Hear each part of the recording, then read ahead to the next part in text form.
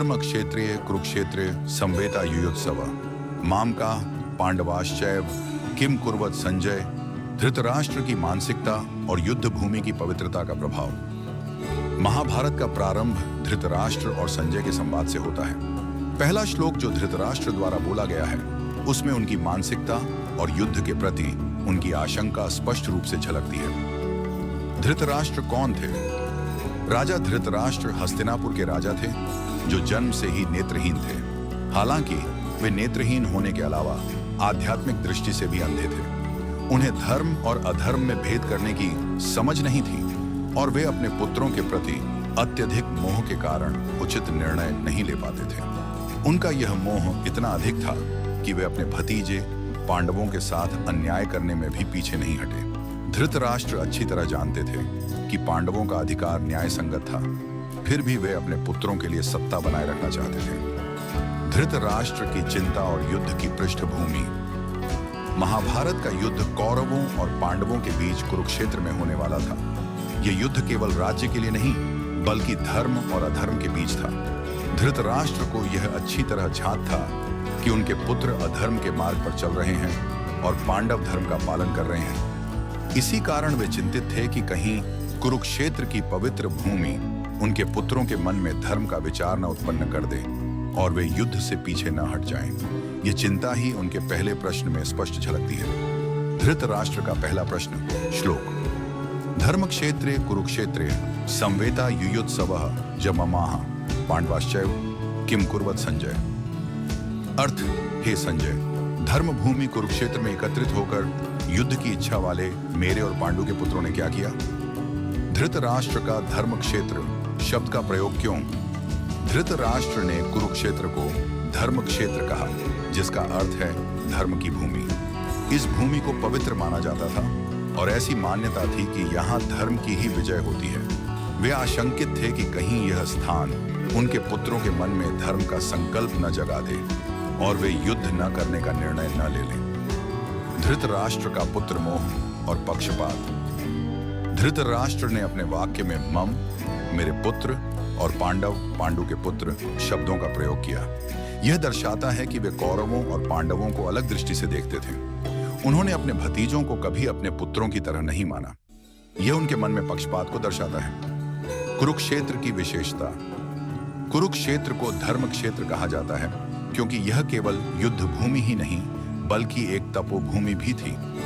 यह स्थान आर्षि मुनियों और देवताओं की तपस्या का क्षेत्र था। ऐसा कहा जाता था कि इस भूमि पर युद्ध करने वालों का मन धर्म की ओर झुक जाता है। यही कारण था कि धृतराष्ट्र को चिंता थी कि उनके पुत्र कहीं धर्म के मार्ग पर न चल पड़े।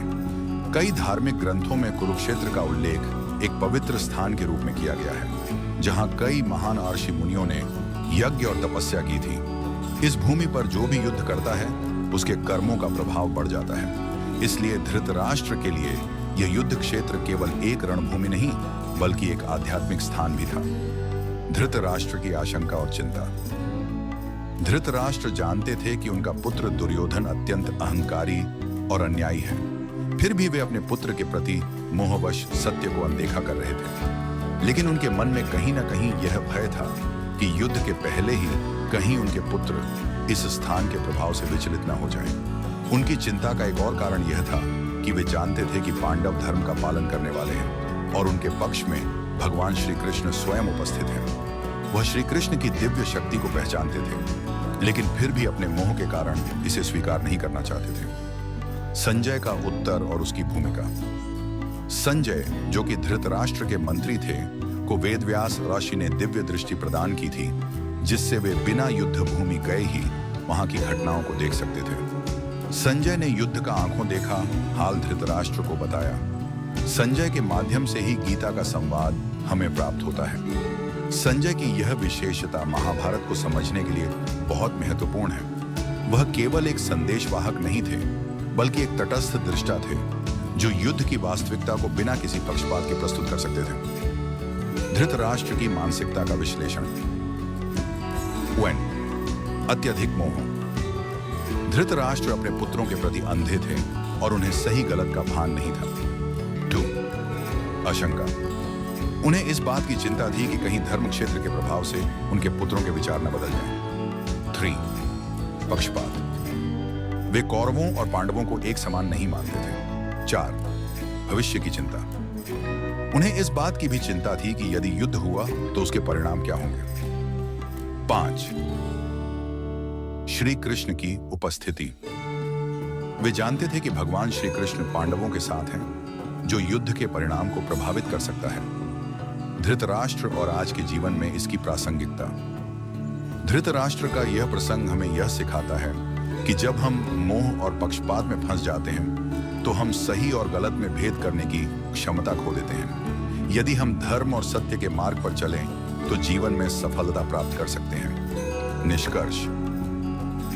धृतराष्ट्र का पहला प्रश्न उनकी मानसिकता, उनकी आशंकाओं और युद्ध की पृष्ठभूमि को स्पष्ट करता है। यह हमें यह भी सिखाता है कि हमें अपने मोह और पक्षपात को त्याग कर सत्य के मार्ग पर चलना चाहिए। कुरुक्षेत्र केवल एक युद्ध भूमि नहीं बल्कि धर्म का प्रतीक है और यह हमें बताता है कि अंततः सत्य की ही विजय होती। यदि आपको यह वीडियो पसंद आया हो और इससे आपको कुछ नया सीखने को मिला हो तो कृपया इसे लाइक करें, अपने मित्रों और परिवार के साथ शेयर करें और हमारे चैनल को सब्सक्राइब करना न भूलें ताकि आपको भविष्य में भी ऐसे ही प्रेरणादायक और ज्ञानवर्धक वीडियो मिलते रहें। आपका सहयोग हमें और भी बेहतर सामग्री लाने के लिए प्रेरित करता है।